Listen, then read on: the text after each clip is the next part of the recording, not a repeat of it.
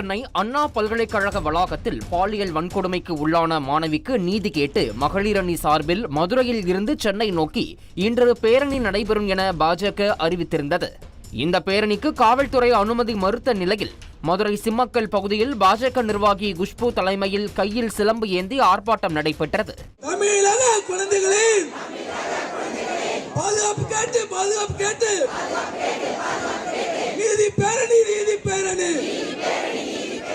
தொடர்ந்து சென்னையை நோக்கி பேரணி செல்ல முயன்ற குஷ்பு உள்ளிட்ட பாஜகவினரை போலீசார் தடுத்து நிறுத்தி கைது செய்தனர்.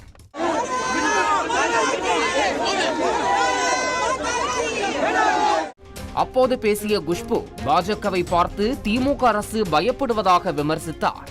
இன்னைக்கு திராவிட முன்னேற்ற கழகம் பாஜக பார்த்து ஒரு பயத்துல தான் உட்கார்ந்துட்டு இருக்கு.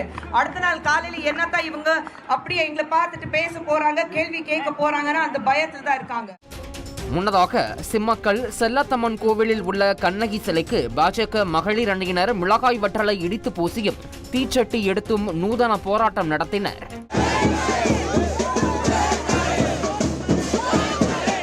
இதனிடையே கைது செய்யப்பட்ட பாஜக மகளிர் அணியினர் சிம்மக்கல்லில் ஆடுகளை அடைக்கும் மண்டபத்தில் சிறை வைக்கப்பட்டதால் சிரமத்திற்கு ஆளாகினர்.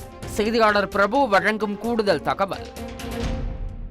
திருமண மண்டபத்தில் ஆடுகள் அடைக்கப்பட்டதற்கும் காவல்துறையினருக்கும் தொடர்பு இல்லை எனவும் அதிகமானோர் கைது செய்யப்பட்டதால் வேறு மண்டபத்திற்கு கொண்டு செல்ல முடியாத காரணத்தால் இந்த சம்பவம் நிகழ்ந்துள்ளதாக காவல்துறை தரப்பில் தெரிவிக்கப்பட்டுள்ளது.